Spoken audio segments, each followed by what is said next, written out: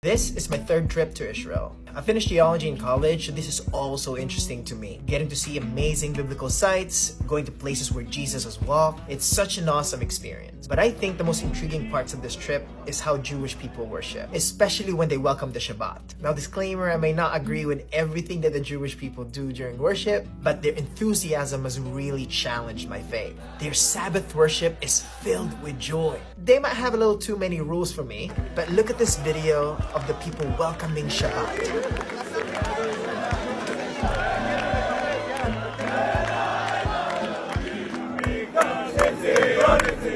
It's filled with joy and delight. Now, growing up, I was told to follow a certain standard of worship. People did not tell me this, but I felt like I couldn't show any emotions. Everyone was stiff, rigid, following the programs we upheld. And any forms outside of this worship is considered secular and frowned upon.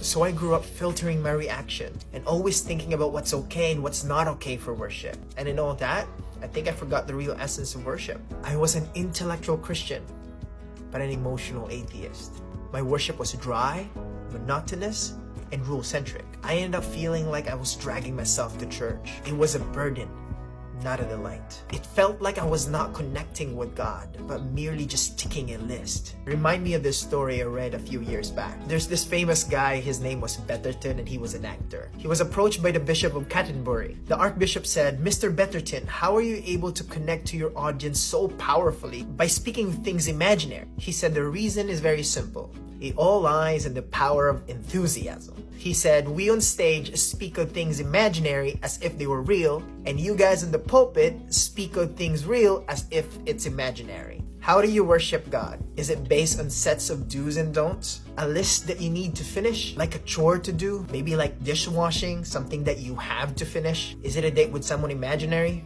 or someone real? Is it drudgery or is it spending with someone you love and adore? Friends, may our worship be moving and meaningful, not mechanical and monotonous. May our worship speak about the powerful, living God we serve.